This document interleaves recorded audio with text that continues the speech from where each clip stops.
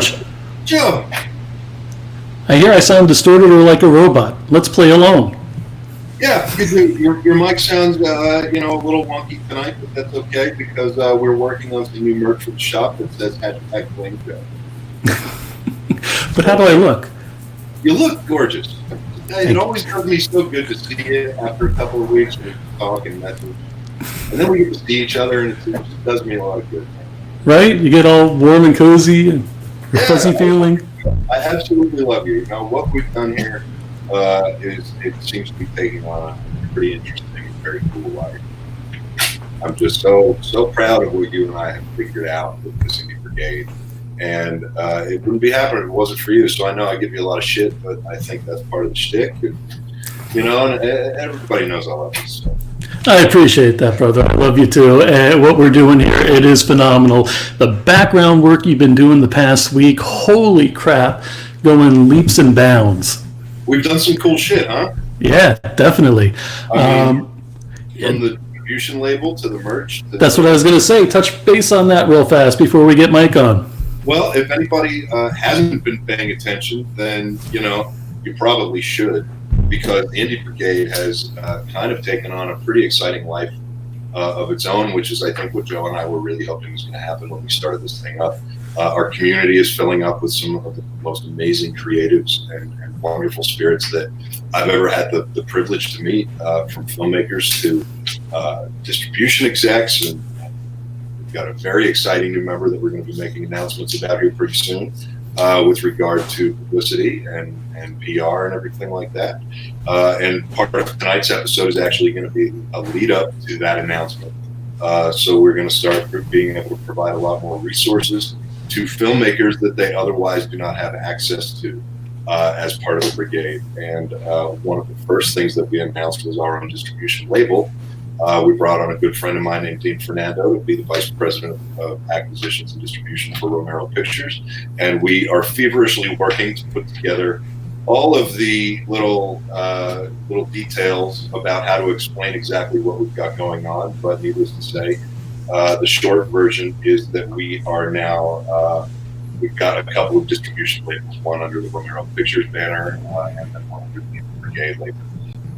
And that's very exciting, and it's designed to put as much control and ownership of the projects into the hands of all of the indies out there who are making it. So it's just a little bit further in that punk rock kind of mindset where, hey man, you made your movie, you own your movie, and we're just here to help you get eyeballs on it. So that's the big first step that we've announced last week. And now we've got some other cool stuff to go along with that. And we've got a phenomenal show tonight. Before we get to that, we've been taking strides in everything that we're doing, and it's all leading up to the Indie Brigade and Romero Pictures being a large part of launching Veterans Compound, which is going to be a huge filmmaking for veterans.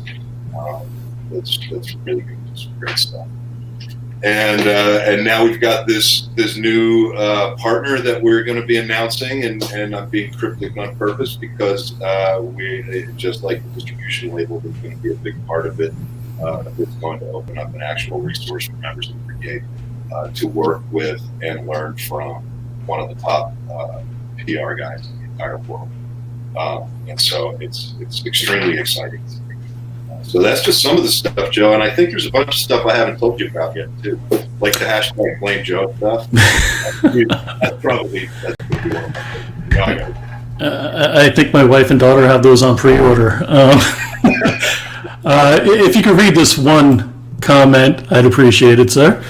Hey, Steve is here. Hey, Steve, thank you for joining us tonight. I would like to give a special thank you to Mr. Stephen Joyner, who has been one of the best friends to the brigade so far. He has been responsible for so much of the good that we've been working on and introducing us all over the internet. You're going to see us popping up on a lot of interviews out there talking about what we've got going on.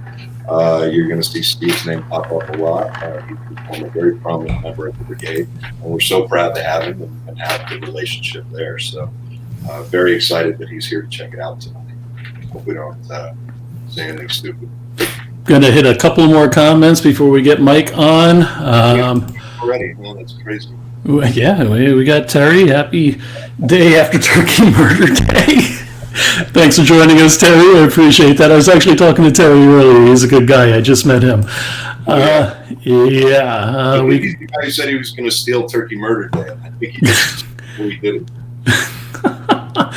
Well, thanks, Ron. Should have got a new mic at Black Friday sale. Mm-hmm. You know what? This is the Black Friday episode. We haven't even touched on that. And you know what? Ron might have a point, but Joe, you were busy on Black Friday working your ass off to make tonight happen. So, thank you. You're welcome. Well, Scott, I'm going to skip your comment for right now. We'll just say Scott said, look at these guys right here. Morose, morbidity, that's the general theme here. We're just so depressed.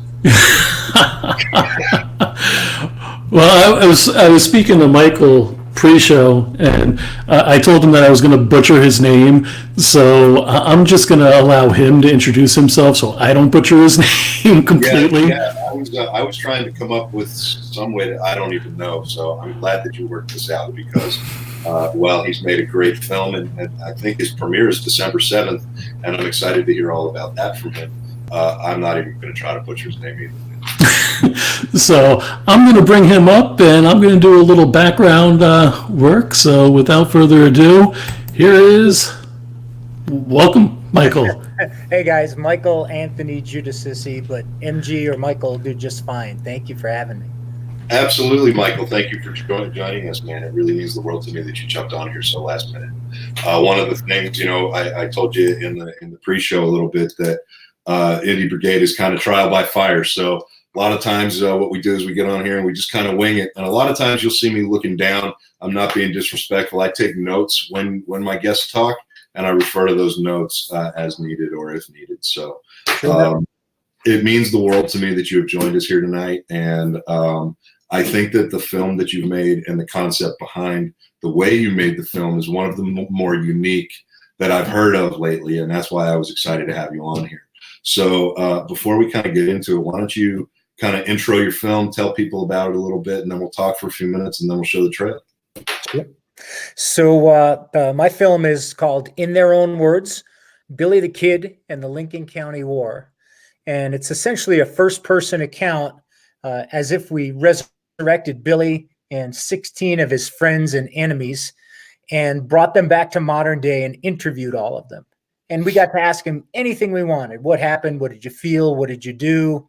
Who did you like? Who did you hate? And we took all those interviews and then we knit them together to tell the story of Billy, or for Billy and his friends to tell their story from his life until ultimately his death in Fort Sumner, or maybe not his death, depending on what you believe, because that's obviously a little an issue with some people. Absolutely. Well, I think that the storytelling technique that you kind of went with for this, I mean, we've seen a handful of films that were well executed with this kind of approach, and I'm curious what made you take the approach that you took. Is there anything out there that inspired you, or was this completely just, fuck it, I'm going completely out of the box here? Also, we're rated R. Joe wanted PG-13 originally, but he can't stop my mouth. Yeah, we're in our territory. Really, actually, a little bit of both in that I knew from a budget standpoint, I couldn't compete with a Hollywood film or even a larger indie film, scripted live action. And that story of Billy the Kid has been told so many times in so many different ways that all you would be doing is just telling a different flavor of the exact same story. What has never been done, because these people are long since dead, is allowing them to speak for themselves, for them to come back and say whatever they wanted about their life, the lives they took, the lives they saved. And so to me, it was a lot more intriguing to settle on this format. And the thing that most people don't know, but I guess they will now, is that this film was 100% unscripted. And so every single actor they had about 3 months to study their character, to do the research historically. And when we got on set, the answers they gave came from their own research and from their own interpretation of the character. but they never read a word that I wrote for them. Wow, that's crazy. I've made some stuff off of outlines before, but I've never gone into that 100% unscripted thing, man. Those are waters I've always been kind of hesitant to dip my toe in. Mainly because I think as a filmmaker, I want to make sure that my thread is carried through the whole thing, especially if it's a story that I've written. But I guess in this version, the story was written by history. So it's interesting, how did you manage to kind of wrangle your vision while giving that much freedom to your cast? I mean, first of all, I guess it's a two-part question. First of all, how do you wrangle your vision? And second of all, how important does casting become at that point? What did you have to go through to find the right cast? It couldn't have been easy. Yeah, the casting was challenging, and which is the reason we started so early, because when we found the people that had the right look, the right feel for the character, then we had to give them enough time to be able to put on that cloak of who they were supposed to be. And in some cases, some of these characters, Paulita Maxwell, who, may have been Billy's sweetheart, Bob Ollinger, who was Billy's last victim, there's not a lot of historical record about things that they actually said. And so they had to do all of the research. And then really what they had to do is figure out who that person was. And when the cameras rolled, they had to let that person come out. The way that I was able to keep true to the vision was, it was interesting. When we started rolling, I sat on the floor in front of ACAM, and I would interview this character and say, here's the part of the story we want to talk about, and here's the thing I'm interested in learning from you. And they'd give an answer, and sometimes they'd give 2 or 3 answers. We'd go back and get it or take out the pauses. But so I steered at least the content of it.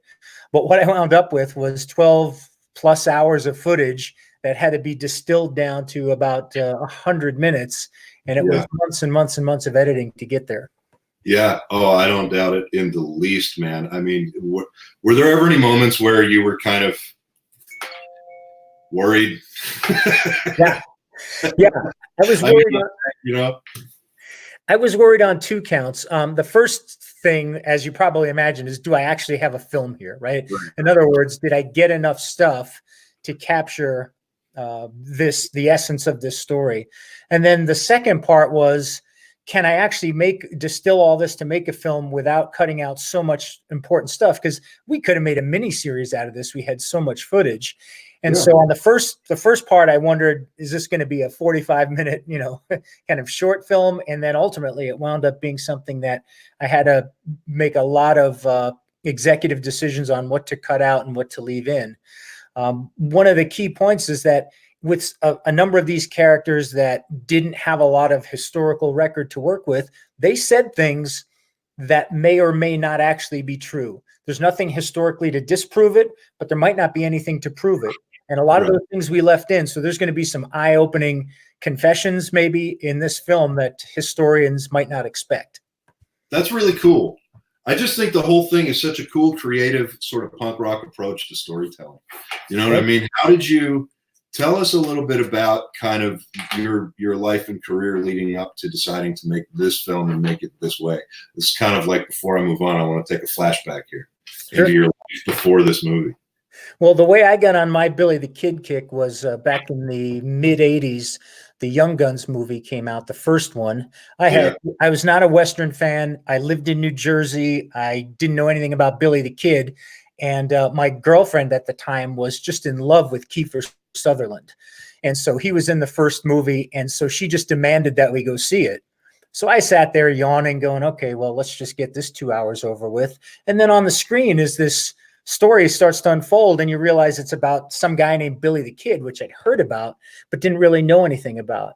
When Young Guns 2 came out a few years later, that really kicked it off for me. In fact, I didn't even realize, but on my desk, this one has been aged as a movie prop, but this was the first book that I ever bought by Bob Utley, who's a historian, Billy the Kid, A Short and Violent Life. And that just kicked it off. I started reading everything I could, and ultimately got on a plane and came down to New Mexico and spent some time in southern New Mexico. And then I moved here 23 years ago. So that's how I got here. How I got to make this film. I have my history in the industry is 2 years. I had a bucket list item that I wanted to fulfill, which was to be in a film or a TV show. And so as an actor, so I got a background part in some little sci-fi short they were shooting in Albuquerque, spent 12 hours overnight, 7 p.m. to 7 a.m. shooting this thing. And I haven't seen it, but I think I was on screen for probably 7 seconds at most. And I tell you, I hated it. I hated every moment of it. But whenever somebody would turn their head, I'd sneak out of the holding area and I'd run around and peek on set.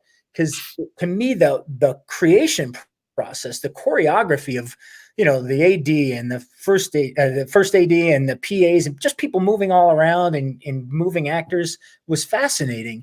And so that sparked my desire to want to get into filmmaking. And so I've done a couple of shorts. I did a TV pilot, but when it came time for the first feature, I felt like this was one I could pull off with my experience and my budget. And so here we are. That's really cool, man. With regard to the fact that the people that you, the characters that you've resurrected for this, they're all period characters, from the trailer, which we're going to show here in a little bit. I mean, what kind of, you mentioned your experience, but also your resources.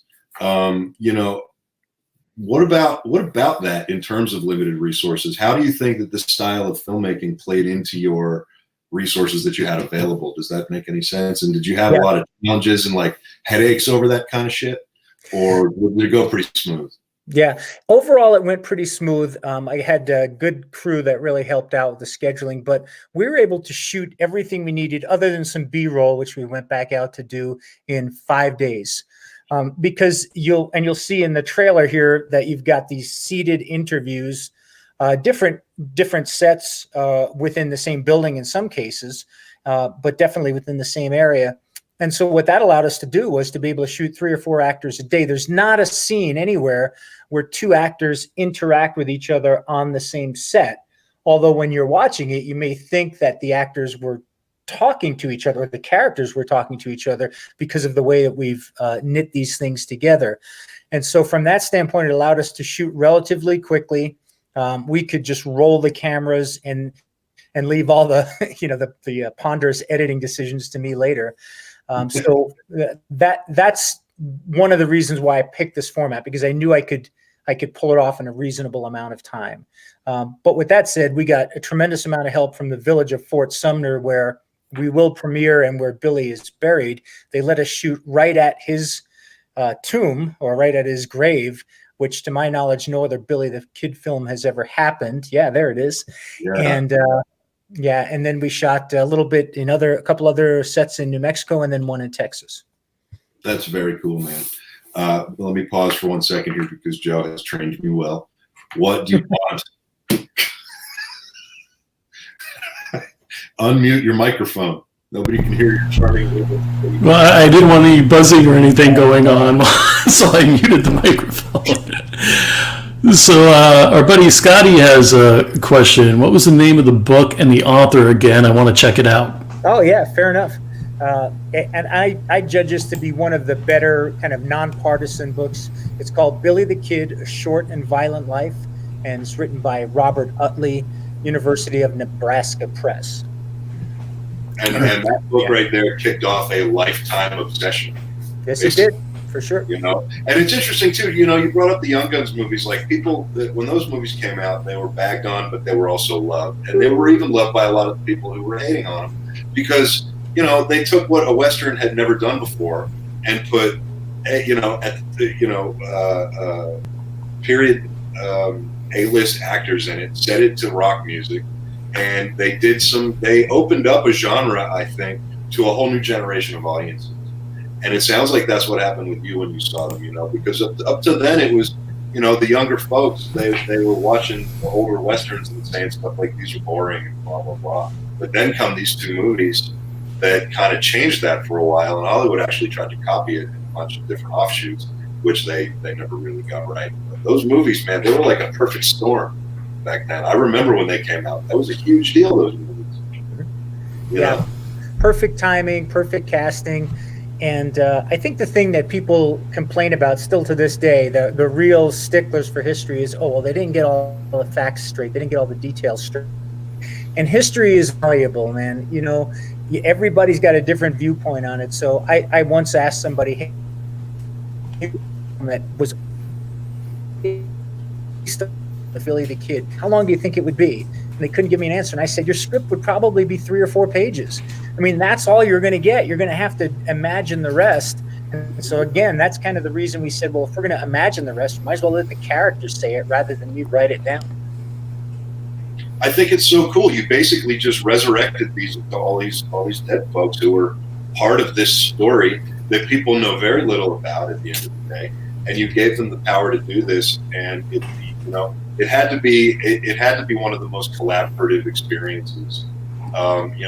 Which is, it's something that everybody talks about, but you don't get to see too many examples where, true collaborative efforts come together.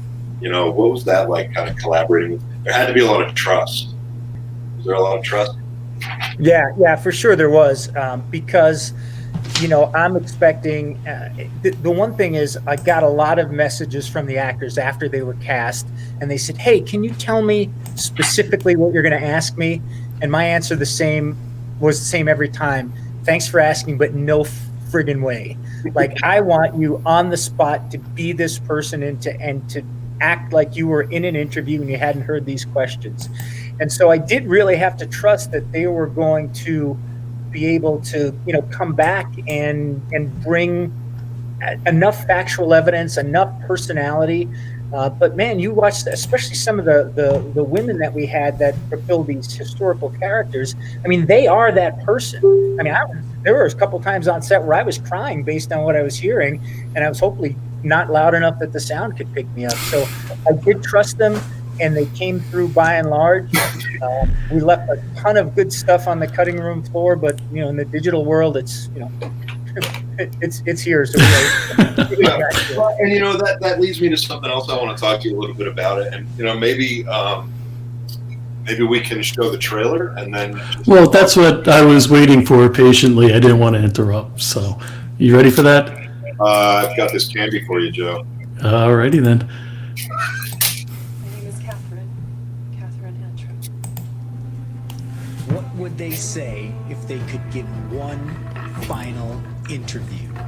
Scores would be settled, questions would be answered, and history would finally be set straight. 15 of his friends and his enemies have come back to tell their side of the story. The secrets they took to the grave will finally be revealed. In their own words, Billy the Kid and the Lincoln County War.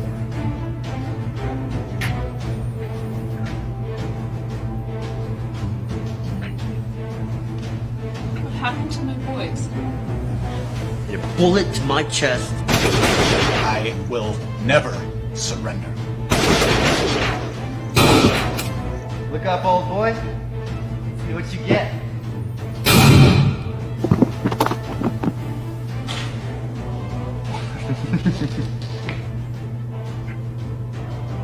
Bye-bye, Bob. I wish.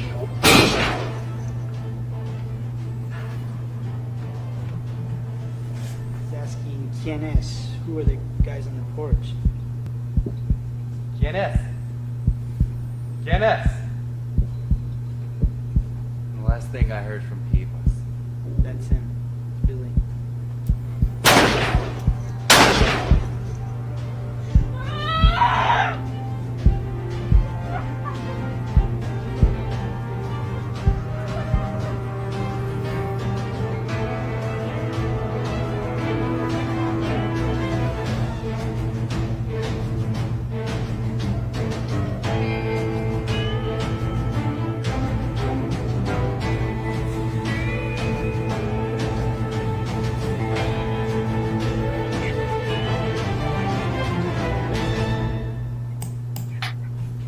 Excellent. Thanks. Now, let's talk real quick before we get into some of the other questions about the editing process. First of all, I think the audio was kind of low on that too, Joe, so that's your fault. Now, moving on. I always have to stop and bust Joe balls. Fair enough. Joe, thank you, Joe. Hey, your audio's fixed. Is it? No, it's not. Okay. I thought it was. I truly thought it was. That was not a joke. I actually thought your audio was fixed. I used to like you, George. The trailer looks great. It looks like you got some really good stuff. I think our audio levels are just a little low on it. But we'll get that all figured out eventually. It's still a pretty new thing for us. And it's kind of all just a learning process, the whole way. But you had mentioned the editing process. How long did it take you to cut this thing? Because with non-scripted and multiple takes and all this other stuff, I mean, it had to drive you nuts to edit this thing. Yeah, and actually, one of the reasons that we're in such a time crunch here, because we're premiering a week from tomorrow, December 7th, and we're done. The edit's done. I'm waiting for a couple touch-ups on the score, because I knew if I didn't set a deadline for myself, I put off starting the edit for so long, because honestly, I was afraid of the amount of work it was going to take. But it took months for me to do the initial edit, and since I didn't have a script to work with, I couldn't hand it to an editor with the footage and say, hey, get me a rough cut. Right. So, I can't give you a number of hours, but it easily took me 10 weeks of work just to get the outline of the story. And what happens was, we didn't slate anything. There were no scenes. It was a free form interview, but we interviewed Billy for 4 or 5 hours. Well, Billy appears in almost every scene. So I've got to go through all of his footage. I've got to cut the lines I want. I got to storm somewhere and think they go in this scene, but then later on figure out they have to go somewhere else. So it was a huge challenge that I didn't anticipate being as much when I started. So I would, if I were to do it again, I would do it a little bit differently. And I would frame the scenes beforehand so I at least knew which pieces went where. And then once I got the rough cut, I handed it off to my editor, who was able to then polish it up. But the trailer that you saw, I actually did edit because we wanted to get something out there to let people know what we were working on. Yeah, very cool. Well, in keeping with the spirit of the Indie Brigade, and if you haven't been sent an invite to the community yet, you'll get one tonight. I hope you'll join it. We're a community of filmmakers, creatives, business folks, all kinds of people dedicated to the punk rock spirit of the indie world.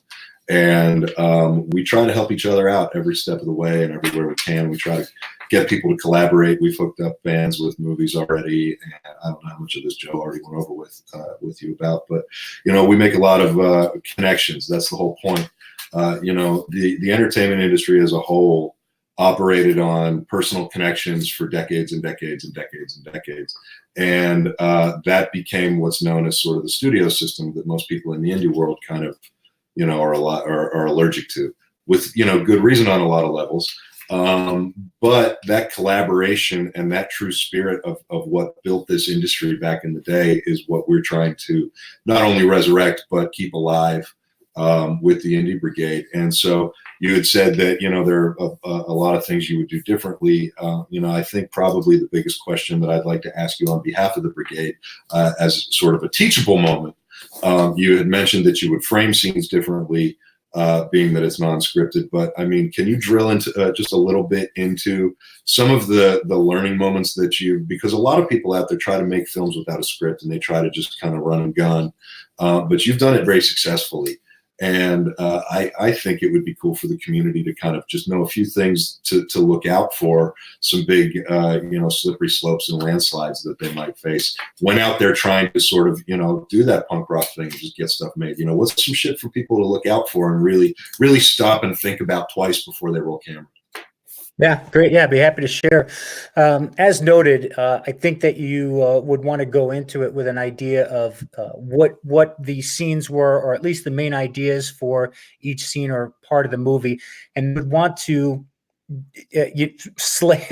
definitely slate your interviews so that you knew which part went where, so that at least you could capture that. The other thing I would have done differently, and I didn't do this once, so I wound up doing it at least 5 times, is that what I should have done is I should have gone back to each character's interview, whatever the 4 hours, 2 hours, and I should have cut all of the best lines from that, and I should have put them in a folder and said, Billy, and then Charlie, and then Doc. I should have done that, and then I would have had, it would have been like going to the grocery store. I need to pick 2 of these and 1 of these.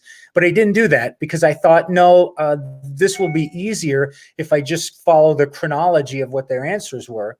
So what happened was, a scene, let's say the scene of the 5-day battle at the end of the Lincoln County War. I'd have to remember all the characters that were in that. And then I'd have to go pull all their footage. And then I'd have to, scan and watch through until I got to those parts. And I'd start cutting. So what I would wind up with on my timeline was 10 clips of Billy, 15 clips of Tunstall, 8 clips of this guy. And then I would have to start mixing and matching and arranging them so that it formed a story arc.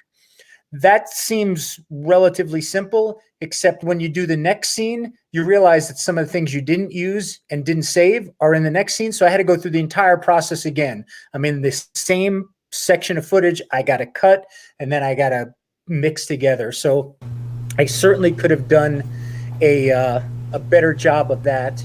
And I think going into it, having a better, more thought out and when written out plan and having the crew help with that would have made this a little easier process. Interesting. That's really cool. Well, listen, I have more questions I'd love to ask you, but Joe is back. I see him. Hey, Joe. Yeah. Hey, well, I've got one question on here, but I got a couple of stills that Michael sent also that I want to bring on screen while the conversation is going on. So I don't want anybody to think that you guys are blacking out or anything. There's going to be pictures on there for Michael if you're not aware of the way the program works. So first of all, the question from Craig is, with the interviews being unscripted, were each of the actors experts of their characters? Yeah, so that's a great question, Craig. The answer is some of them were. So some of my actors were actually historical reenactors that were already intimately and knowledgeable about the character they were portraying, and others were actors who had absolutely zero knowledge of the character they were portraying, and so they were assigned as homework for a couple months in advance some areas of study. So I would give them some pertinent links and information to read up on and study. But again, I did not tell them what I was going to ask them. They needed to come with the full wagon of information about their character, and I could have asked them about 10% of it or 100% of it, and they all did really wonderfully. So quick question for you: would you rather have somebody who's an actor or somebody who's an expert? Which one is better for what you were trying to do? Which one's better? Yeah, there's a fork in the road there, right? Yeah. Where you say, what am I going for here? I believe that I would say if I were to do this again, which I am actually with a different story, I would choose actors who could really portray a strong performance, and I would give them enough information so that they could work with me to kind of craft whatever that performance would be. With that said, the reenactors that we got here were incredible. I was blown away by their performance. And the other beautiful thing about reenactors is they come with their own wardrobe, their own correct sidearms. I mean, you don't have to invest any more money in getting them to look the part because they already look the part and they know every answer, probably more than I did as the director. So it was a nice mix. But I would say that unless they've done any acting before, you have to be prepared to spend some more time and do some more editing to make sure you get the best stuff that you need. Sure. Well, that was a beautifully navigated answer. And I have one last thing I want to talk to you about, and we've got some other guests lined up here. And when we bring them up, I sure hope that if you have nothing better to do on Friday, just hang out and maybe be part of the Q&A later. Talk For sure. Pretty cool shit. But in terms of so, first of all, what's coming up next? Second of all, tell us about the premiere of this, and I want to know about your distribution plans for after the premiere. What you're going to do? You got it. So we're premiering December 7th in the village of Fort Sumner, where Billy's grave is. The village was just tremendously helpful in the Chamber of Commerce, and so it's free. So if you have any viewers or listeners that are in and around New Mexico and you want to attend, we have a few seats left, and all you need to do is go to the website, which I'm sure you'll put the link up at some point, and you'll have to have a ticket to get in. And so we're really excited. Some of the actors will be there, and we'll do a Q&A afterwards. My distribution plan is three parts. First part is that the film is available or will be available on DVD. And those will ship on December the 9th. I found that a number of folks that are in this world of Old West history are more high touch. They want something tangible rather than stream it. And so with some market research, I determined that we'd want to do a DVD release. Later in January, we will release on Amazon Prime Video, which will be a rental or purchase on there. And then early in the spring, we'll do a limited theatrical run of some indie theaters around the Southwest. So I'll essentially take the film on a barnstorming tour and hopefully have some of the actors with me when we get to do that. That's the distribution plan for this film. I feel good about, generating a profitable result based on that. But we'll be looking and seeing, where we have some other avenues for distribution. International would be great as well. Very cool. Do you want to tell everybody where they can find this? Whether it's give us all the social media, give us the website, because Joe will probably put a typo or something. Sure. Yeah, the film or my production company's website, Mankind Productions. It's Mankind PRO, mankindpro.com, and you can you'll see the page there right on the main page where you can click, get all information on the film. For folks that want to order the DVD, they can do it there, and the trailer's there as well. You can find In Their Own Words, Billy the Kid in the Lincoln County War on Facebook, or you can just look up me if you can spell my name. And of course, I'd love to connect with any fans or historians or critics. No press is bad press. And you can find me at The Real MAG on Twitter as well. Very cool. Well, listen, I hope you'll join the community, man, and be a voice in there. I think there's some continued dialogue that we should probably have moving forward. For sure. Can't thank you enough for coming on here. I really thanks. You gave up your Black Friday. So thank you. Thanks, guys. I appreciate it. Yeah, man. Yeah. Very cool. We're gonna get Joe a microphone. Stick around.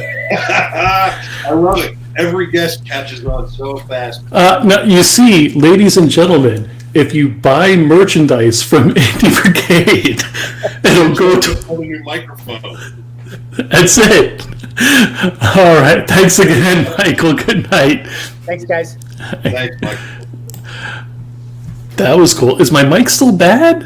Yeah, man. It literally sounds.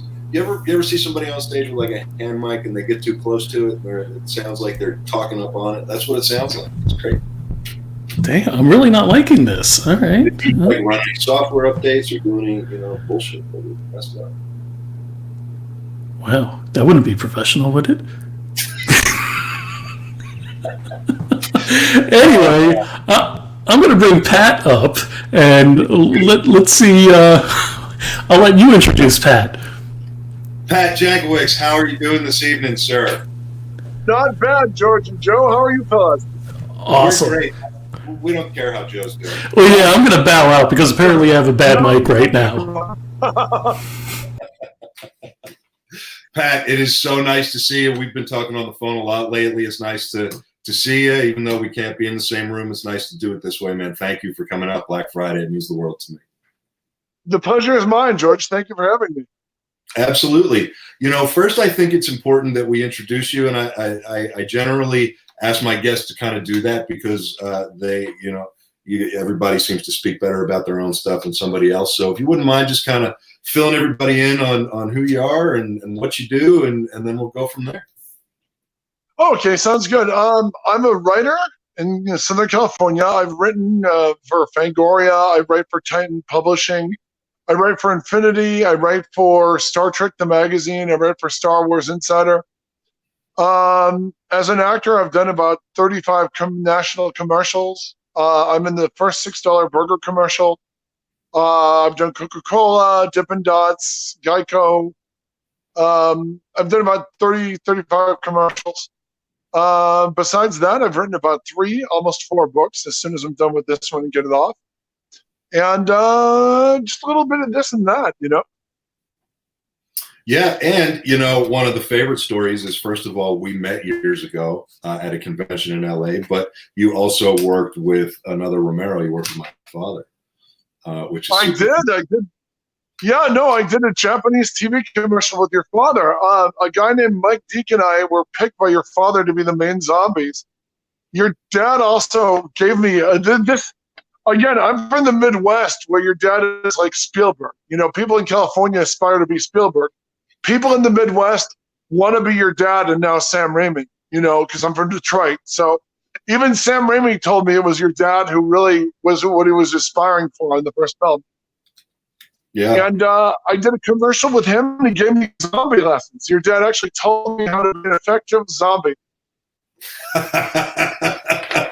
As somebody who's witnessed some of those lessons, man, I can tell you that was probably a lot of fun for you.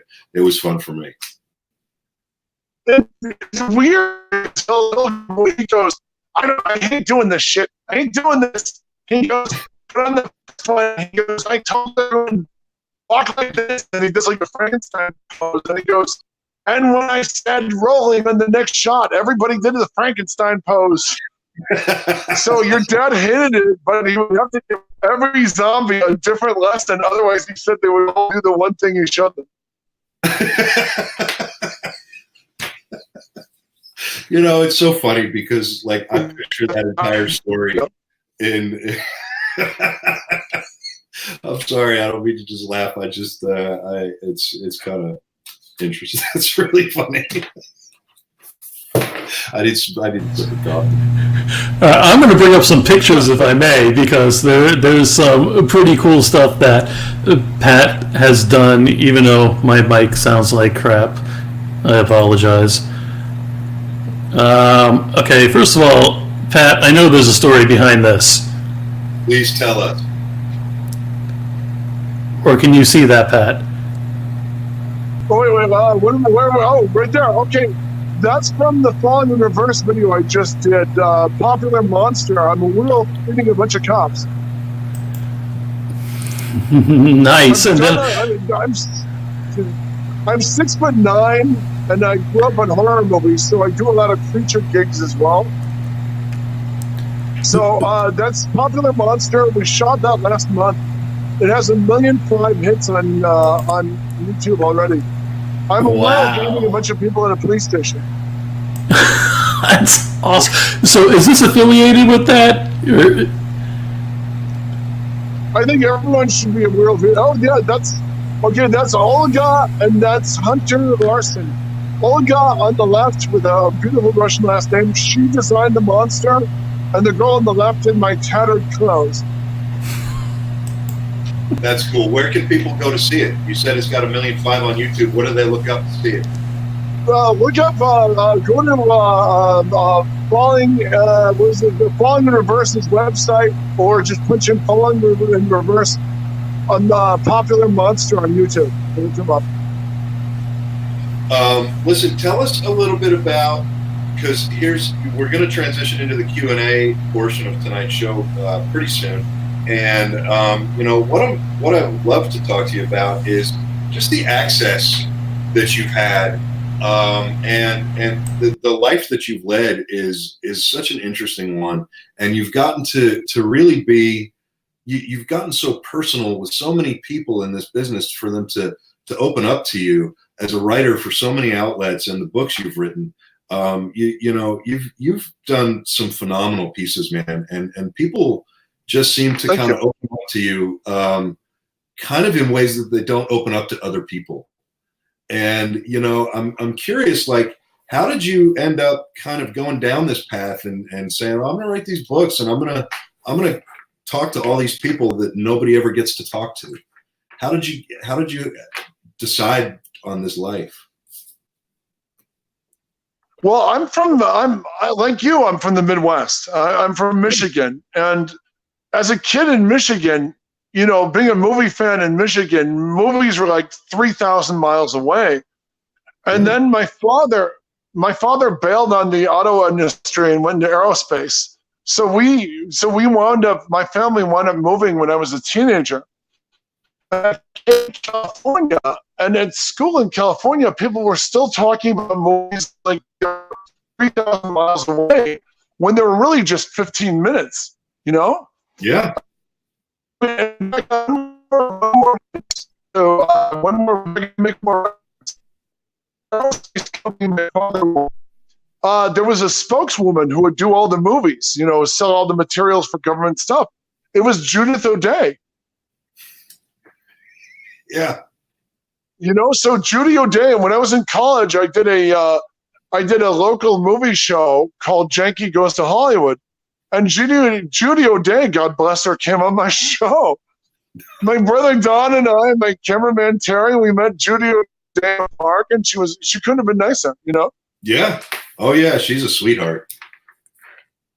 You know, so George, once I came out to California, I couldn't wait to start seeing how movies are made and work on them. So when I was in high school, my brother Donald Jankiewicz is kind of devious. He's my younger brother, but he's really, really sharp. He's got, I don't want to build up too much. He's got rat-like cunning. So he found out if you would find where people have filed film permits, we would crash movie sets on the weekends, you know? And then, of course, we were like 15, 13. We had to find someone who could drive to get us to the set. So we, you know, usually we were lucked out. If one of our friends' parents were divorced, they could be gone all night long without freaking anyone out. You know what I mean? Whereas that sounds terrible, but it's true. So what happened is we're crashing movie sets and we're meeting people like the Kyoto brothers who did Killer Clowns from Outer Space. When I was 15 years old, one of the Kyotos came up to me and he goes, "You don't belong here." I'm tall, by the way, so I was able to pass for older. And because I was 15, I couldn't get down to a set without someone driving. Then one of the Kyoto brothers said to me, "You don't belong here." And I thought, oh my God, he knows I'm a kid. He knows I'm a fake. And I said, "How did you know?" And he said, "It's 3 o'clock in the morning. We're all being paid shit, and you're the only guy smiling." So I felt really good about that, you know? So I started crashing movie sets, and then I started writing. I found in college, if I wrote for the magazines, it would give me a reason to be down there. Yeah. And then my brothers, Don and my late brother, Tom Jankiewicz, we wrote a commercial that wound up being directed by David Lynch. And David Lynch hired me to star in the commercial we'd written. So that got me my SAG card. So I found I could double my access. You know what I mean? I mean, either as a reporter or getting cast in something and work with a bunch of filmmakers I really like, you know?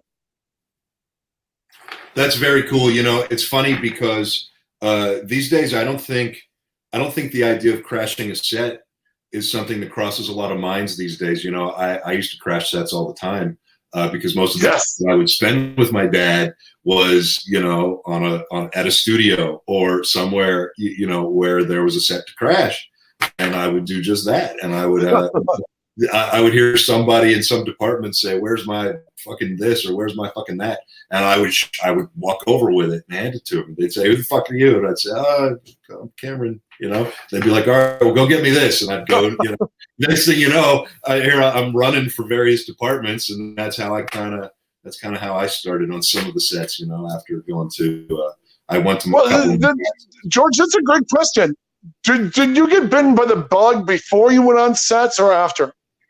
I think it was a little bit of both. I mean, the first time I saw Night of the Living Dead was there was an old reel of it in the basement of this house I grew up in with an old projector, because my dad used to make, my mom and dad met. My mom actually hired my dad to do a bunch of like tourism films for the state of Pennsylvania. And so that's how they met. And so there was this shelf in our basement that had these old film cans and this projector. And I got the projector out one night when he wasn't supposed to, and I start loading up these tourism films that my dad made. And I was like, "Hey, this is pretty cool. This is like good shots of Pennsylvania." And I found another one, and I was like, "What's this?" And I put it on, and it was a print of Night of the Living Dead. And I'm sitting in this like damp, dark, dingy basement watching the 16mm print of Night of the Living Dead, and my mom walked in and found me. Wow. Wow. And yeah. No, what was the first time you said, I can do this? You know what I mean? When was the first time you really felt as a director you could step into it, you know? The first time I ever wanted to do it was when I was a little kid, and I went to the set of Knight Riders with my dad, and I watched the kind of choreographed chaos that happens. But the first time I ever thought I could was actually in Florida around 95 when I was posed with a sort of a challenge, and I ended up stepping in and directing a full-length feature when I was 17 or 18. Wow. See, that's amazing. And it was it never went anywhere, never saw the light of day, but I did it, and I dragged it across but you made it, you finished it. Yeah, and I dragged it across the finish line, and I cut it on a Steenbeck, and with a razor blade, and I recorded the audio on Nagras, and I did it the old school way, man, and I sat there and went insane with all the short ends dangling around me and everything, and I knew then that this was something that I could do. And then from there, it just became about how do I keep doing it? And I think that becomes the struggle for all of us is how do you keep doing it, and how do you do it better the next time, or how do you do it different the next time, or how do you learn from your mistakes and move forward? It's kind of like anything creative, right? Whether it's writing or filmmaking or cinematography or woodworking or cooking or, anything creative. You do it, you just want to keep doing it and want to keep creating, and you just want it to be a little different next time, or a little bigger next time, or a little smaller next time. You just have to keep doing it, right? I mean, and as a writer, you've got to feel some of that, right?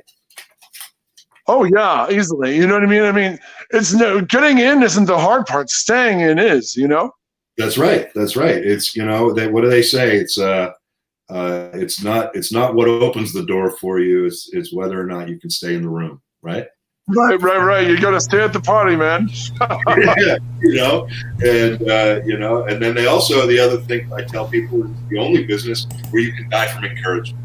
So, and I think that stays in keeping with the, as a creative and as an independent, as a punk rock independent, you have to focus on yourself. You have to keep yourself going because it's so hard.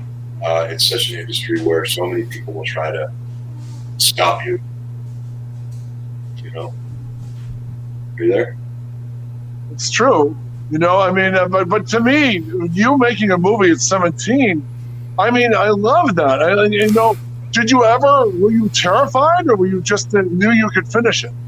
I started out terrified and then ended up pissed off, and that's, I think, when I knew I could do it for a living.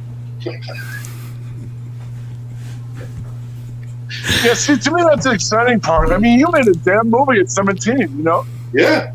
Well, I had made, I have all those backyard stories from when I was a little kid, but it was the first time I ever took on a real 90-minute thing, and we got it done. And we pulled off some insane shit. I had a shot, and I did all this stuff. I had a shot that was longer than the opening shot of the player, because I wanted a shot that was longer than the opening shot of the player, By the way, I love that there's a teenage boy aspiring to outdo Altman.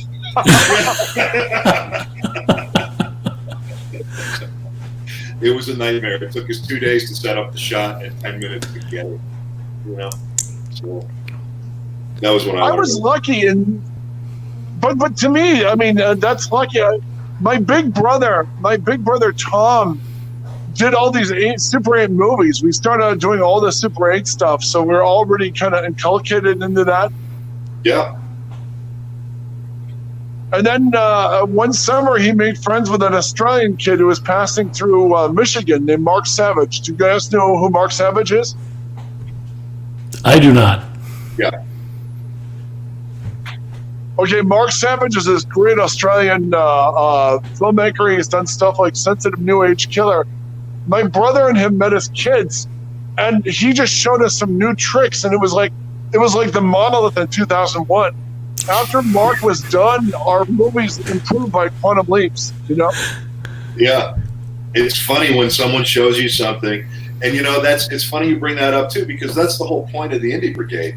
Is we've got a community of young filmmakers and new filmmakers and people just out there trying to figure it out, punk rock, and get it done.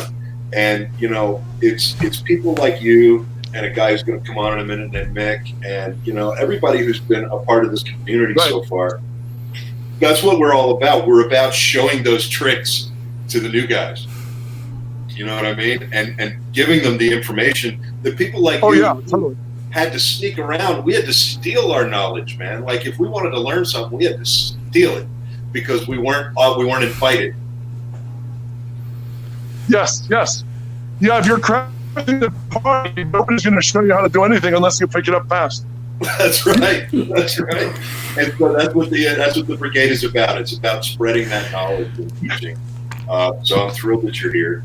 And I think what might be a good thing at this point is to go ahead and kick off our Q&A. Maybe bring Mick on a little bit. Well, before we do that, I want Graham Mick Strawn, man.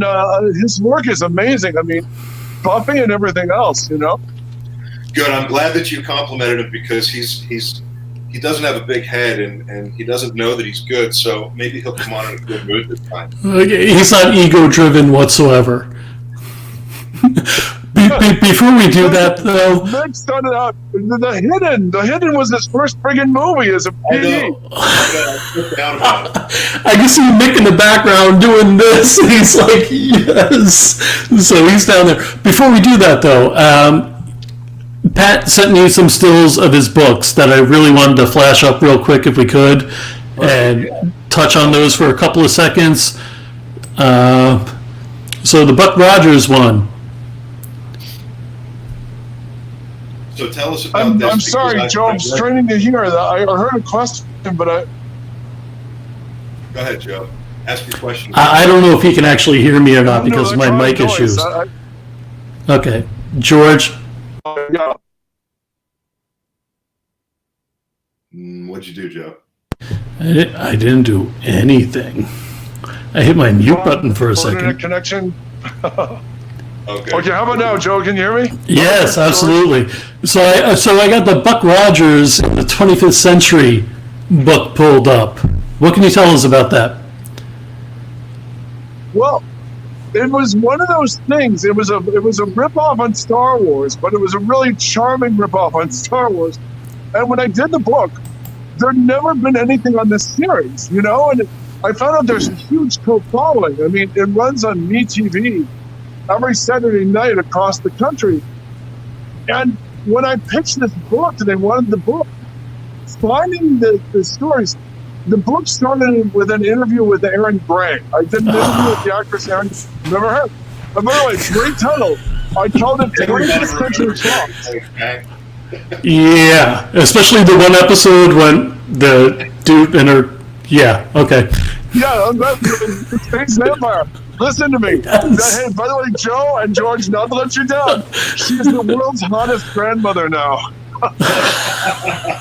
The amazing thing is, I did an interview with her, and like George was saying earlier, she answered so sincerely and with complete honesty. All I could think of during this interview is, there's a book in this. Her stories were so crazy. There was a book in this. And every time I talked to someone from the show, the stories increased. Gil Gerard, great guy, was a friend of Bill Clinton's before he was president. The writer of the show, Alan Bernhardt, the story of it, they had a showdown with Gil Gerard. I mean, Gil Gerard was funding the show's writers. The stories alone on this, it made an amazing book. This whole battle, it seems like a cheeseball sci-fi show, but there was every week on that show was a death match. It was really amazing to watch. All right, we got to run through these quickly. So next one I'm pulling up is The Hulk. 30 seconds or less. Go. Tell us about this book. Yeah, this one was a lot of fun. First of all, I would argue the Incredible Hulk TV series is the beginning of the Marvel Cinematic Universe. Yes. And when you looked at the show, you know, and at the time the Hulk debuted, no sci-fi show had gone, no superhero show had gone more than 3 years. 3 years was the limit. Hulk went 5. And I think because it was a really smart, different show, you know? And not only that, it And if had you watch follow-up the show TV even today- movies. Oh yeah, the TV movies are great. Having him become the Hulk and he treats it like cancer. Remember, he gives Bill Bixby every week is trying to cure his own condition. And every week, it's a self-interested hero. Every week he's trying to solve his own problem, and he somehow helps people who get in his way between him and his goal of getting rid of the Hulk. Plus, it allowed me to spend quality time with Stan Lee. Yes. All right, and the last one that I have on here is Jaws. Yes.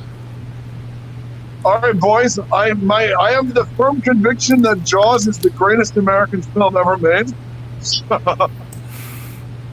It is a perfect movie, and I wanted to do a book on all 4 movies because I wanted to know how the hell you got from the original Jaws to the shark swimming to Bahamas to eat the rest of the family. I wrote the book just to find out how they could fuck it up so badly. And I did. I found out. I mean, you know, and to me, it was amazing. One of the best parts of that book, I covered. I had to go in the middle of the year. I found out that Peter Benchley and everyone else was going to be on Martha's Vineyard, and so at the last minute, tickets were too expensive. I grabbed all my gear, and my brother Donald and I traveled cross country. We drove to friggin' Martha's Vineyard. And I spent the summer interviewing. I spent about 4 days freezing my ass off. It wasn't even summer. It was like April. So it was cold as hell on the island. I ended up interviewing everybody who worked on Jaws who I didn't get out here. We have a lot of people who worked on it in California. But I got every islander who was in the movie on the Martha's Vineyard. And by the way, you know, I ran into and made friends with Greg Nicotero, who's a huge Jaws fan. Yeah. Greg's great. Greg is one of my favorite people who ever actually lived in this. I think he's just awesome. He just come off of Land of the Dead, so these moon circles. He had half moon circles under his eyes, but he caught a red eye to get there, and he goes, he was utterly exhausted. He said he'd done 8 weeks in Canada in total darkness, waiting to get to Martha's Vineyard. All right, well, on that note, I think I'm going to slowly start bringing people back in. We're going to start with Mick. I'm going to bow out for a couple of minutes just so Mick can introduce himself. Bye, Joe. That was supposed to be okay. No, nothing. Bye, Joe. Wow. Okay. Wow. Okay, Mick. Apparently, Joe's leaving now, so you can introduce yourself. Mick's gone, man. Wow. Wow, that's I ran across a fan. Yo, yeah. How the hell did that happen? Listen, this is why I wanted to. When you and I were talking yesterday, I thought Pat is just such a great guy to bring you on with, Mick. I'm excited for this because, well, I think we're all about to figure out why. Pat, Mick, Pat. Well, Go ahead. hi, Mick. Can you talk about your first movie as a production designer is an amazing friggin' movie. Please talk about The Hidden. Oh wow! The Hidden was actually came out after Nightmare on Elm Street 3, and so we actually art directed and production designed Nightmare on Elm Street 3. It's just that New Line Cinema didn't know the difference between the 2 titles, so we got art director. Wow! And then my sister and I started on The Hidden, and well, your sister worked in it too. she did. She was actually the set. She would work as a set dresser for me whenever we worked together, and I would work more as the production designer, and it kind of depended on the show. By the way, what's her name? You should plug her. It's your sister. Well, yeah. She's dead, but her name is CJ Strawn. She's Wow. She died in an airplane accident about 5 years ago over LA, up in Calabasas. Yeah. But, wow. Oh, beautiful Calabasas, home of the Pumpkin Festival. yes. you want to hear? You want to hear? And they shot Planet of the Apes. Ape City is in Calabasas. You want to hear a really, really weird story? Yes. This is really weird. I do. So sorry, George. after my sister died, I moved to a little tiny town in Washington to lick my wounds and to hang out with my grandchildren. And there was a film festival there in this town called Kennewick, right? And there was a film festival, and naturally they kind of like got me in because they found out who I was, and they tracked me down. They said, you have to come down to the film festival. You have to, you can do some announcing and stuff like that. So I'm at the film festival and I meet a filmmaker, and he was doing a film. He had just put it on the circuit, and it was about a group of people in LA that took care of animals other than dogs and cats that hung around with the it was an animal rescue group, right?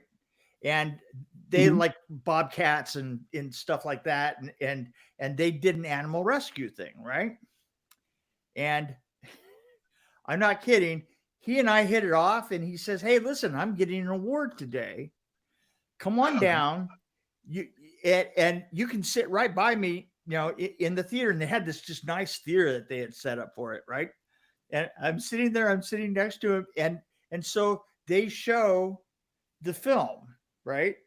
And at the very end of the film is a piece, and I'm not kidding, I'm watching the piece, and they say there's this fire that's happened in the hills of Calabasas, and we went in, we saved these horses, right, from that were in a corral, a big corral, and they pan off of, I'm not kidding, they pan off of my sister's airplane accident, which is what caused it. And they pan off of that onto the horses freaking out right next door, right? It's all in the same scene. And I'm like, holy crap. And the only thing that I could think of was I had to get out of there. And so just they get to the end of that segment, and I just kind of stood up and went, that's, and I turned around to head out. And the guy who was filming that just probably a year earlier, right? The guy that was filming that goes, "Hey man, come on, you can sit down." And say, I said, no, really, I got to go. And and he follows me up the aisle, trying to talk me back. Oh no. And he doesn't understand. And I'm like having trouble finally. And finally we get halfway up the aisle, and I said, "Listen, man, this is about my sister. That my sister was there at that." And he goes, "Well, you can call her up and tell her that you met me." And I just kind of went, and I finally just like, I literally ran out of the theater. So now, wow, here's the thing. That's kind of funny, but it's also a really weird story. It was a weird thing to have gone through. And what a weird ass coincidence, right? Yeah. Yeah. You know what? It's fucked up is what it is. And you know, it was fate just going here, boom, boom, boom, boom. You know, I think it's funny that in this industry, you know, so many people in this industry, when we have tragedy or loss, it always seems to be partnered with some fucked up story. Like, right. You know what I mean? There's always like, it's not bad enough. Seriously. that shit happens bad. It's gotta just kind of kick you in the balls a little extra. And I'm sure it happens to more than just people in this industry, but it seems like people in this industry, it's like it's always just one thing, something terrible and life altering happens, and then here comes the universe to just go, hey, you don't feel bad enough yet. The universe comes out and goes, dink. Well, anyway, that was actually quite a while ago, but it was such a strange thing. But we did The Hidden. We did Nightmare on Elm Street 3, and I was the lead. Wow. And she was my set dresser. And then we did The Hidden, and I dealt with all the effects and stunts and building stuff and all the rest. It was kind of the relaxing film after the really, really tense and weird film, It was The Hidden was a lot of fun. We had a great time. The thing is we had 7 Ferraris that had to go out and make one Ferrari, right? And I'm not kidding. They had a mechanic that was there, literally lived with the cars. And his chances, I swear to God, he would go down in the morning, and in the morning it would be like, "Oh, which one's gonna run today?" They were a nightmare. The only thing I could think of was that if I was on a film again that was about Ferraris, I would rip the motor out and put a Ford Pinto motor in it, just so it would freaking run. Wow. No, Elm Street 3 Dream Warriors is considered the best of the series. Did you and Craven feel that way? Yeah, you know what? I think Craven still liked the first better. I liked the third. You know what we had to do in the third, though, really, is what we were trying to do is we were trying to reverse the trend. And the trend was this. You have a film and it's popular, right? Especially a horror film. You have a film and it's popular. And genre films in particular, like comedy. And what's the return on the next one, right? The next one in the series is going to be half what the original was, but you're sure it's not going to be a bomb. You see what I'm saying? So it kind of goes down the line like that. You don't expect like the third or the fourth is going to be on a still ever diminishing return on its investment, right? And Bob Shea really needed a win because he wasn't doing so well after 2, right? So yeah, it's two actually lost money. And brain cells. I mean, what the hell? What happened there, right? Hey, look, I wrote a book about 4, and I called it Behind the Screams. I'm writing a book about 3 now, and it's going to be Behind the Screams 3, and I'm going to skip having a Behind the Screams 2 because they should have too. So anyway, in the third one, what we were trying to do is everybody had this job. First of all, Craven did the greatest job of coming up with a group of people and a way of pulling people into the dreams so that you didn't have the Superman problem. And you guys, I'm sure, know what the Superman problem is, right? How do you write a story about Superman when you can't do anything to kill him, right? He can't be defeated. You can't be defeated. So they had to create kryptonite, just so that you could have a plot, right? So the thing is that's the Superman problem. And Freddy had a Superman problem himself because, after 2 movies, what did everybody know about Freddy? You go to sleep and you die. Yep. Point. So what he did was he created this ability to pull somebody else into your dream. And therefore you could get a group together, and now you were back into a dynamic situation again, because they could get together and figure out a way to fight, right? So that was element one. The second element was that we were going to let Robert Englund off the chain. You know, that everybody, you know, says, oh, we made him into a comedian and stuff like that. And really, I don't know if that's quite what we did as much as just took advantage of who Robert Englund is. Because Robert Englund is an actor. He's a great actor. I mean, he's got, you know, he had the style that he worked out, and he had we just tapped into his sense of humor. I mean, he's an incredibly sharp guy. I mean, an awful lot of his stuff, you know, he just came up with, or he tweaked it himself until he got it the way that. Really? He was ad libbing in the movie? Oh, absolutely. I mean, that's like, it's funny. If you listen to the dialogue, and if there's a hook at the end of it, you know, a kind of like the special hook, he's the one that wrote the hook. I can tell you every time. Like, for instance, welcome to prime time, bitch. Welcome to prime time. That's exactly what I was going to ask you about. That was him. I mean, that he came up with that. You know, wow. Like, he could always come up. You know, you could write the dialogue out, but he'd always come up with that little twist at the end. You know, so first of all, you're making a group. Plus, it's a Hollywood joke in the middle of this horror sequel. You know. Well, but then it got a little bit too much when we got down to you know, to like the sixth one. You know, it's like it was a little bit too of an end, too meta. So so you have that. You have those two elements, but then the third element was mine, because I said, well, you know what? We're not going to do this the way that we did last time. We're going to be primarily on a set, on a stage for this.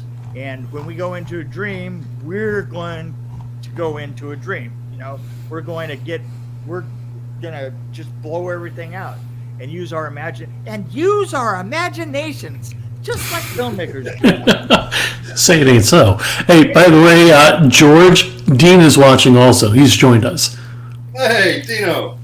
So just so you know, he's watching and he's commenting. Got to give a shout out to Dean. Awesome. Dean. Ron Pertry is bringing up all the great questions here. he says, well, listen, I want to get into that. I want to get into the Q&A stuff, because we've got a couple of different prongs to this Q&A session tonight. We've got Mick Strawn here to talk about his experience as a production designer, which you've just heard some great stories about. We've got Pat here, who's an author and what I like to call a media specialist. And so what I'd like to do is kind of just, if it's okay with you guys, I'd like to just kind of give some people some guidelines and see if there's any questions, or if this concept is going to fall flat on its face. But I think, you know, what I would like people to be able to ask about is, you know, the concept came from obviously conversations with Nick and conversation with Pat, where, you know, one of the things that happens with a lot of these punk rock indie filmmakers, like all of us, is that we get a movie made and we got to get the word out. And, you know, so now we've got to reach out to some media outlets. And, you know, a lot of times when I talk to some indie guys out there, they say, well, I'm reaching out, but I'm not hearing back, or I'm getting rejected from this media outlet or that media outlet. And one of the things that I kind of wanted to open up questions about was, you know, from all of our collective experience, what are some ways through some of those doors for some of these indie guys who are just trying to get eyeballs on their film, number one? And then in terms of production and everything else, anything that people would like to kind of fire at us when it comes to physical production or the business of marketing or advertising, not only our films and our projects, but ourselves as independent creators. I figured this is a pretty good panel for it.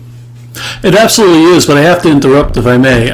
For those that are joining us for the first time, we can only bring up questions from the Romero Indie Brigade Romero Pictures Indie Brigade Facebook page or YouTube channel. So we have this widespread right now through many groups, pages. We can only see the comments from our Facebook page or our YouTube channel. That's the only way we can pull them up on screen. Oh, okay. All right. you know what? I wanted to throw one out on just what you're talking about, George. I have a personal opinion is that that there are too many people out there that are falling into the festival trap, and I call it the festival trap because you get first of all, stop making short films. I mean, you can make them if you want to show off something in particular, but Sure. Nobody cares. In the long run, it's not a product. There is no place out there that says, "Hey, we'll show your short film all the time." It ain't gonna happen. Well, devil's advocate, how does that go with fan films? Well, you know what? You need to have a very specific reason you're making a fan film. If you're making a fan film, you have to know what you're doing. The first is if you're making it for fans, that is a wonderful thing, but you're not going to sell it anywhere. But because you can accuse me of making a fan film. I did Vengeance, right? I'm not making any accusations. But we had a very specific reason for it. For one thing, it is feature length. Another thing is it introduces a lot of characters that we can pull out of it, and those characters already are known by 300,000 people, and we can pull them immediately away from the Jason thing. Okay. And you know what the other thing is, Mick? What? It was awesome. Well, there's just that. Yeah. Yeah. There is that. There is that. But the thing is you have to make a plan, and you have to know what you're doing, and your plan shouldn't be just make a short film. That's right. I'm just saying. There's and to enter it into a festival, for the vast bulk of festivals, it just doesn't matter. You're only talking to each other. Yeah. We got our first question. Okay. Hey, Daniel, what's up, man? I'm so glad we reconnected the other day. Daniel, I met Daniel down in Texas a handful of years ago, and we've recently reconnected, and the progress he has made toward going after his own career as a punk rock indie filmmaker is just amazing. People, I'm not sure if we got Daniel in the Brigade yet, but if you're in the Brigade, reach out. He's got really good sensibilities as an up and coming filmmaker, and we'll make it happen. His question here is: if you're doing your first film, should it be a short or full length? And I think to speak to Mick's point on that, I think what Mick might be, and correct me if I'm wrong, Mick, like there's absolutely nothing wrong. And Pat, I'd love to know your thoughts on this too. There's absolutely nothing wrong with making short films, especially when you're just starting out and you need to learn storytelling, and you need to learn lighting, and you need to learn all of that stuff in a practical application. But the reality is, a short film will never pay back an investor, ever, ever, ever. Right. And all it will do is maybe get you some exposure if you can get it out there and get the eyeballs on it yourself, because that's largely what it's been traditionally, right? You get paid in those exposure dollars. Right. Yeah, absolutely. That's what I'm just saying is maybe give yourself a year of making short films, but then pump it up from there. Go to long term. I think that after a year, I think that you would be better served to volunteer on a long term project, so that you know what that's like. Because you know what? These are really two different things. Telling a short story, and Pat, I'm going to ask you about this. If you're telling a short story, it has one particular arc in it, and the short story is like this. But a long-term film is these arcs kind of coming across each other that make it interesting, right? Yeah, I've found I've done short films for the American Film Institute. I've been an actor in several films, and those are different than most shorts because the filmmakers usually have a movie or a commercial within a year of that. So it's always paid off for me there, Right. Well, Pat, what is your opinion on the short film festival circuit and the whole? I mean, just as well as we all do, the short film circuit, right? It is a thing. It is. Yeah, there's no short film in the multiplex, so I'm with you guys in terms of wanting to get out there. You know what I mean?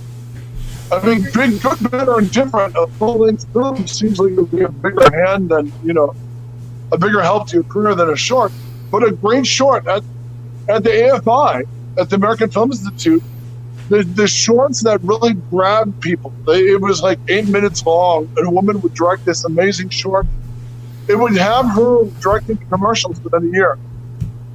Right, and that's an important thing because shorts are, they're an excellent way to throw your hat in the ring for doing super short content like commercials. And as somebody who's done both feature and commercials, there's something very freeing and relaxing about doing commercials, actually.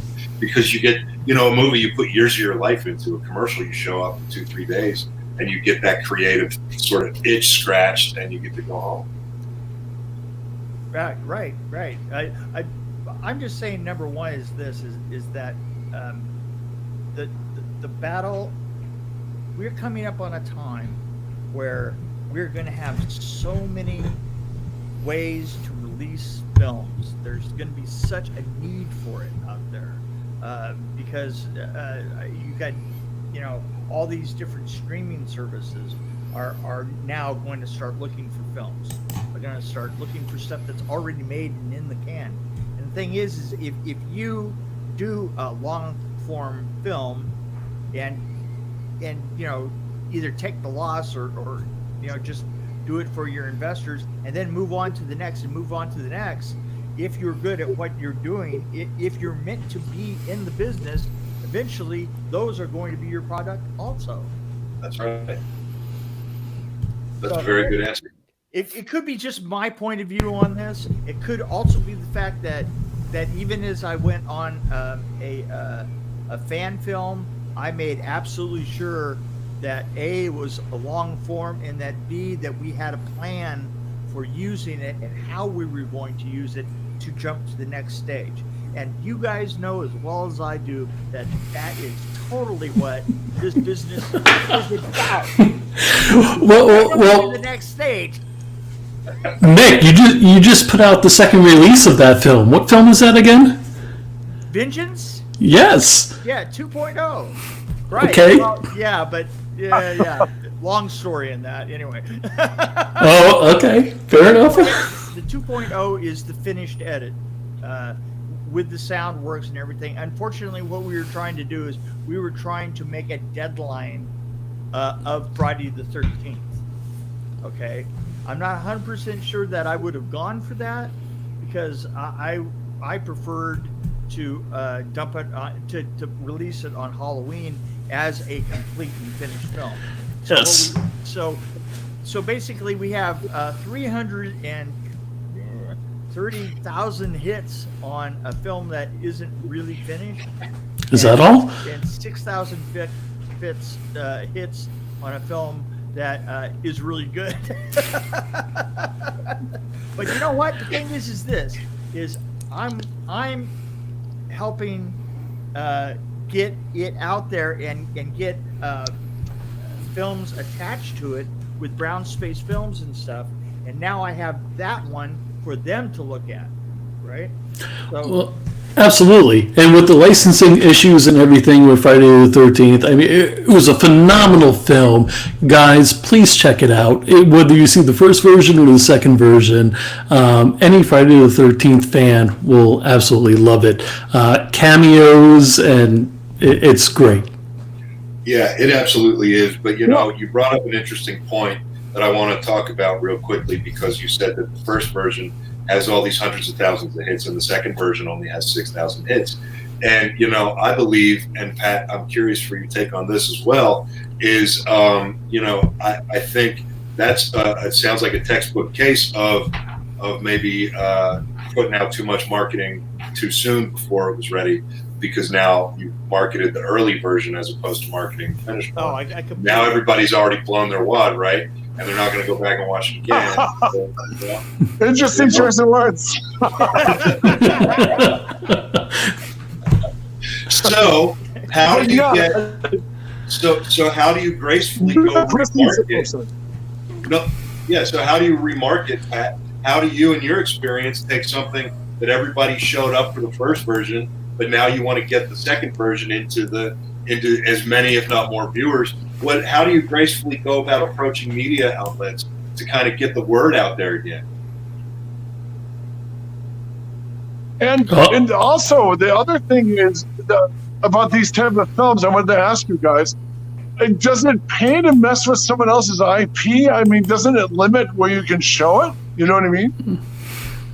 Oh yeah, but well, the thing is they have said that we can release, and this is a good thing, that we can release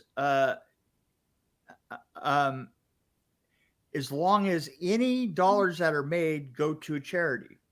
And we're going to make a Blu-ray release here in about 3 or 4 months, and the sales of that and certain corporate entities that tied into us all channel back to the Shriners Children's Hospital. So we cannot make any money on it, but we do have characters in it that are not part of the series itself, that we can carry on and move around it that way.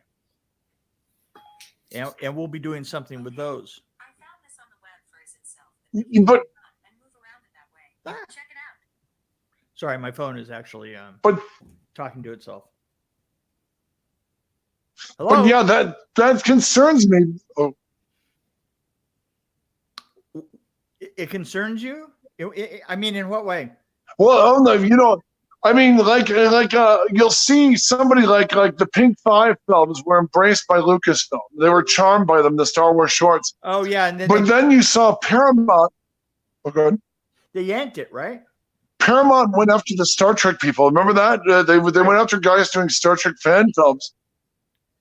Right, but were they making money? And what's this thing? I think they were. Yeah, this is what I'm saying. I mean, Paramount wasn't making money before like this. Yeah. There were some that were making money. There's some that it was this trademark or copyright infringement. Well, here's the thing. If they want to go after the Shriners Hospital, I think they've got a real problem. I mean, that wouldn't be like a publicity black eye, do you think? Don't mess with the Shriners. No, don't mess with CBS either, though. I mean, that's a huge thing. That's their property, and no. What happened to George? Is he now so small that I can't see him? I don't see George at all, actually. He's gone. Joe, you lost It's our moment, Joe. Let's take the show. All right. So anyway, Romero originally pictures Indie Brigade. This week on Joe and Pat's Indie Brigade.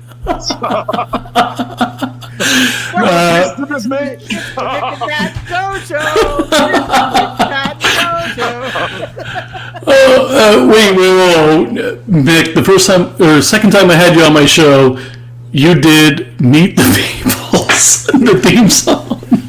Meet the Feebles. Oh my God. That film is so amazing. George, you're in a different position now. I don't know. You dropped out. I had to bring you back in. You're down below now. That's all right. There we go. Now, Nick, did you because you've done legit classic horror movies, did they leave you alone on the funny thing? Did Paramount leave us alone? I mean, like I say, we were donated. Because I didn't hear that. You've done legitimate horror classics. Were they kids on you and you did this? You sound like a Wookiee. Pat, you're Max Hedgerming. While he's Max Hedgerming, I got to bring up our great friend Lance Wagner. George, this one is specifically for you, brother. Oh, not everybody, pal.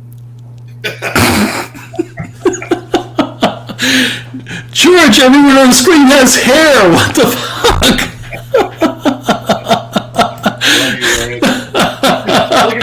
This got enough hair for all of us. Jesus. Oh, Mick, brother, my hair was longer than yours when we spoke on my show. So listen, we've had a couple of questions pop in here. Sure.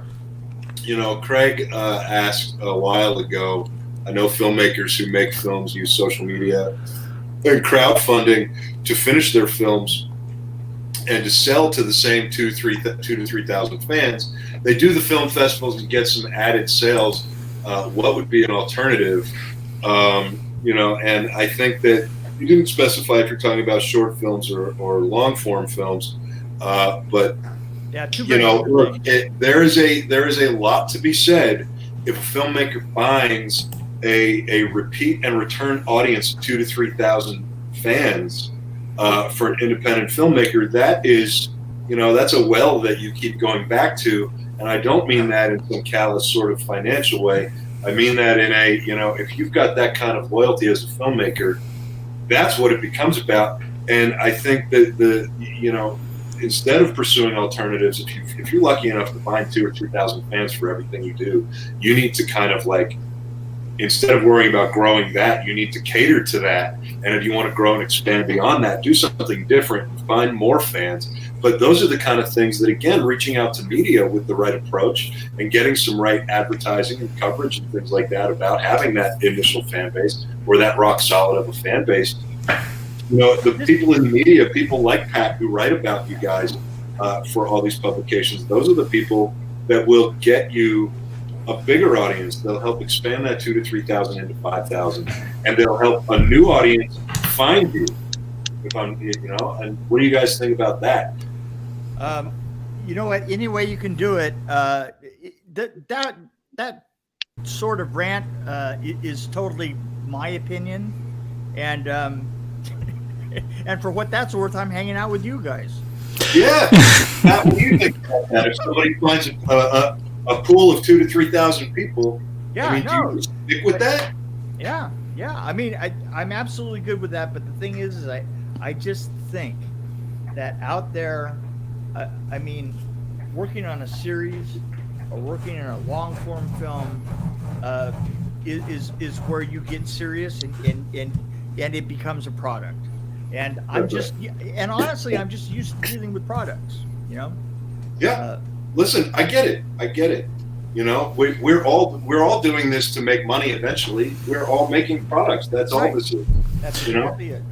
And just so we have a few different tiers on here, I'm actually going to bring Michael back up. So we have a few different tiers, few different opinions. Let's do this. Great, do it. Hey, Michael. Hey guys. You're gonna have to say your last name again, because now we're at an hour 45. I definitely can't say it now. If you didn't get it the first time, time is not going to help you out. It's not your friend. Hey, you're a veteran now, man. You're a veteran. No, wait a minute. That brings up a valid point. Mick, you know how to introduce him. Go ahead. What? You know his last name. You pronounced it earlier. So introduce Michael, please. Giudicissi. Good enough for me. I'll take it, Mick. Michael, thanks for hanging out and being back. Pat, are you there? Or is he frozen? I am. So what do you think about I was thinking, hey, has anyone think about Buffy the Vampire Slayer yet? What? He's on his cell phone, so he may have connection.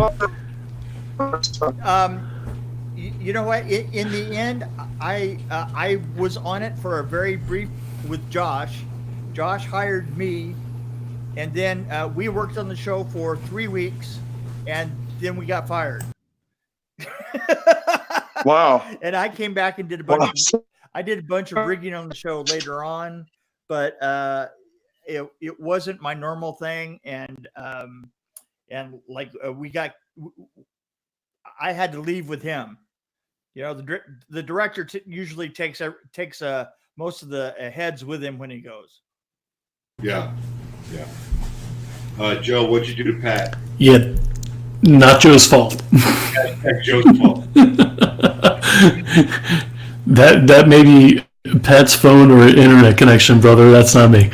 I know. Well, listen, I was hoping to get Pat to chime in on some of this stuff. So Hey, MAG, I have a question for MAG. So, how long is your film? The final cut is 1 hour and 43 minutes. Oh, sweet spot. Okay. Yeah. Now here's the thing: is your film I can totally understand because you definitely have a plan that's set up to a certain group of people, that and especially the people that you're talking about are rabid, right? Exactly. Yeah.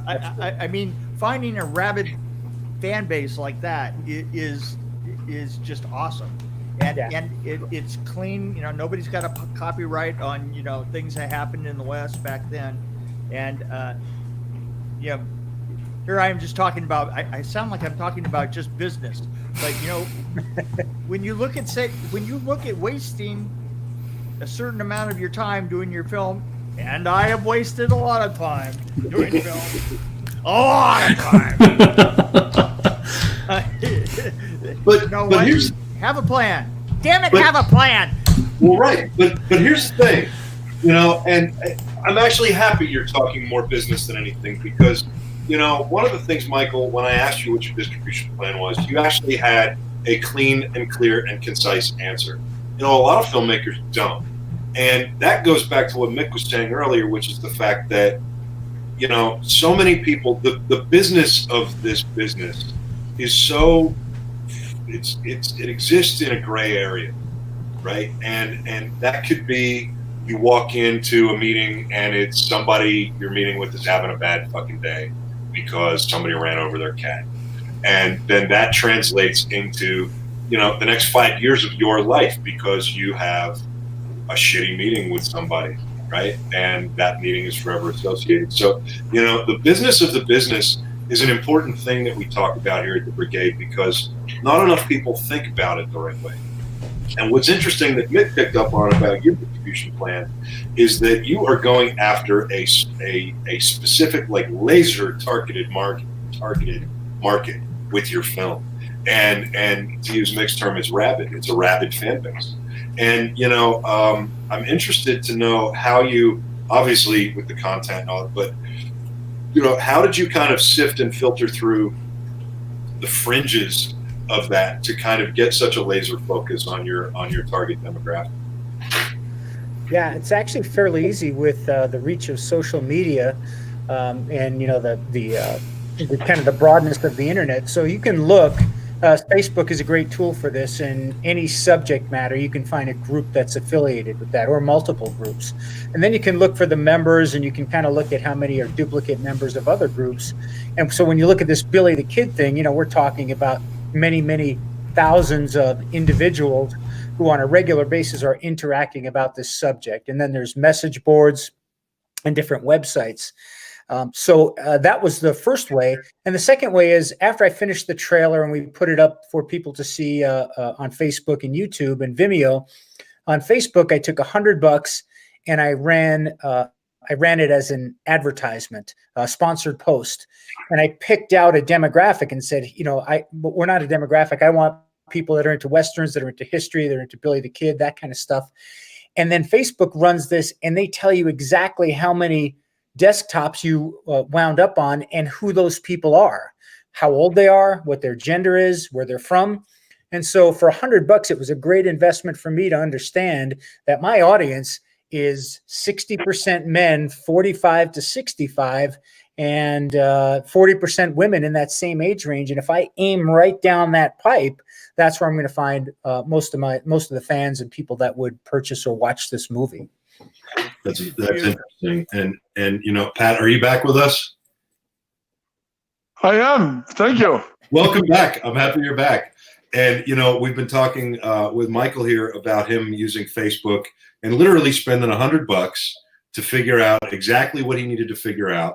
But what I'd be interested in asking you about with regard to this, to benefit our filmmakers, is if you don't, or say you even go that route first and you find your demographic, now as somebody like you who writes for some of these publications, how do filmmakers go about finding somebody like you to do a feature on their film and get it into the right publications that would be that are going to harbor their demographic and their target?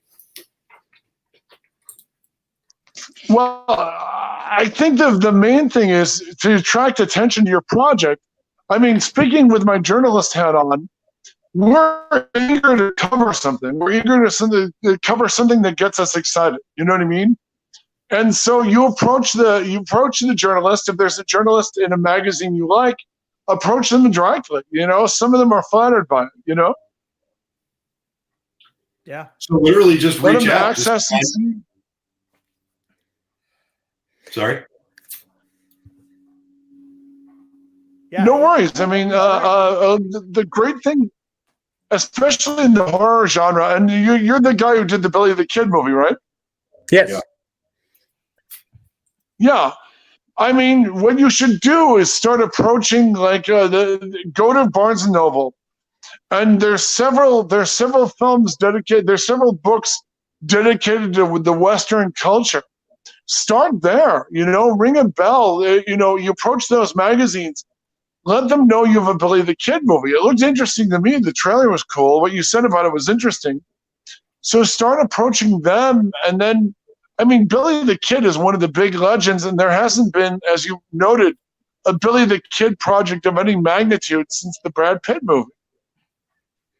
So start approaching them, Yep.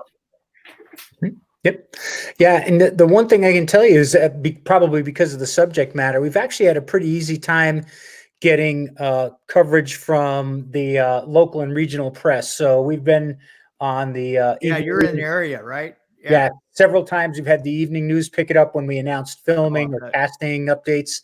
I've got a number of the local and regional newspapers that have reported on it.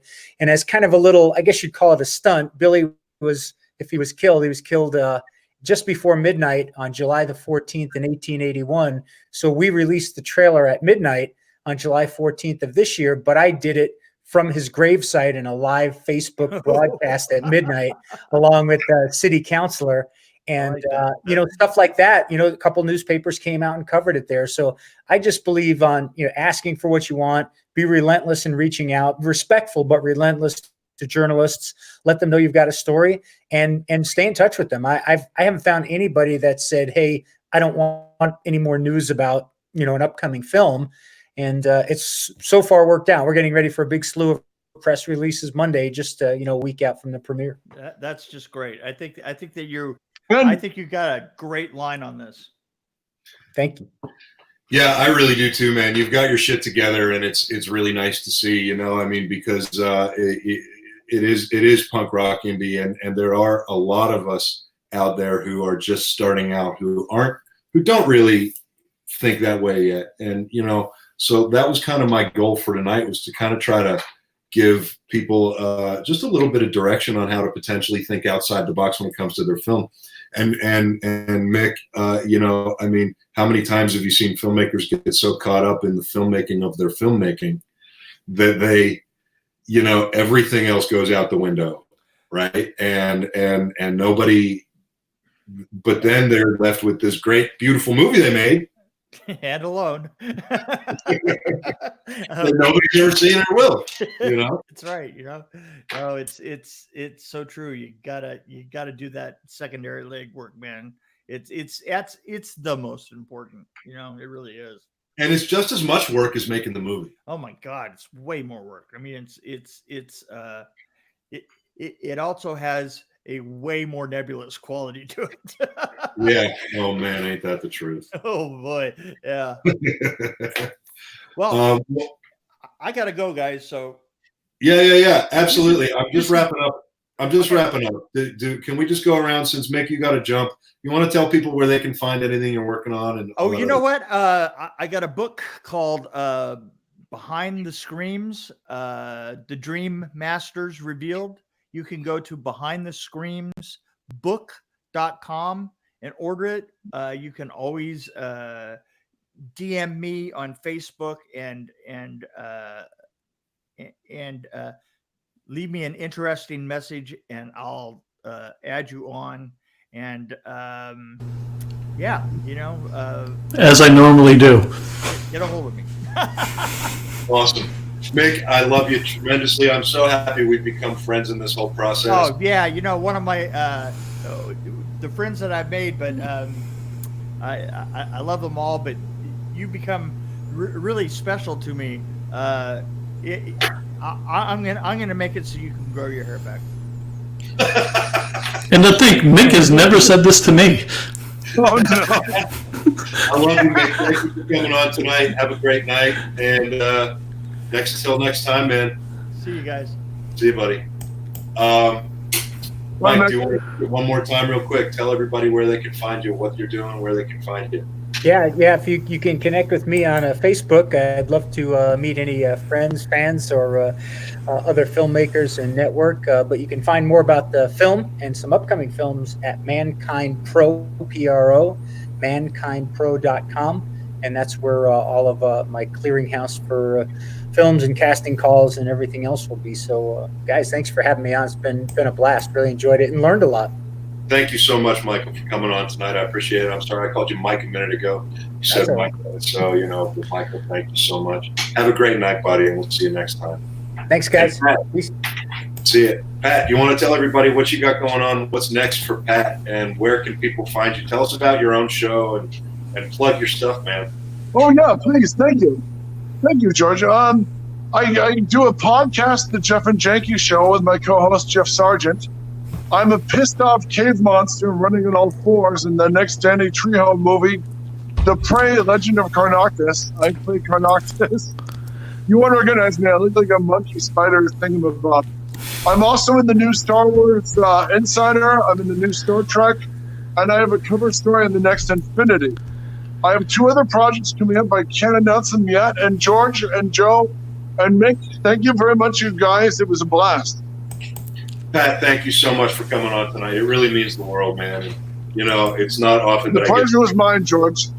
Oh, no, truly. Thank you so much, man. And we'll see you next time, Pat, and let's talk next week. Sounds good, sir. Thank you very much. All right. Good night.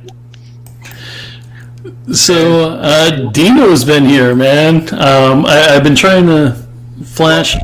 Well, I want to just rub in your face for a second that I remembered to ask everybody to plug their shit. So, How is that rubbing that in my face? I don't know. I just haven't been mean to you. Okay, fair. No. Listen, we've actually with the Indie Brigade, and I want to talk to Dean here. Dean, I love you, man. I'm so happy you're here. Everybody, I'm happy that everybody's here. The guys who are on tonight, if they're not already in the community, will get the invite. Will be joining the community, so you'll be able to reach out and ask questions of Pat. Heck, I think Mick's already in there. Steve, thank you so much for your support and your love toward this thing. Dean, you and I got to get back on here and start answering some of these questions about this distribution that we're doing for everybody. And when it comes to the Indie Brigade, we have made it easy for you. You can go to Linktree/Romero Pictures. That is linktr.ee/Romero Pictures. All of our links are there. The links to our Facebook, Instagram, all of our social media, links to our YouTube. A link to the YouTube will actually subscribe you, so all you have to do is click it and then say yes. It couldn't get any easier, and you can find all of our stuff right there. linktr.ee/Romero Pictures. It'll get you to everything and anything we got going on. Okay. On that note, anything else? Just one thing. Fuck off till next time.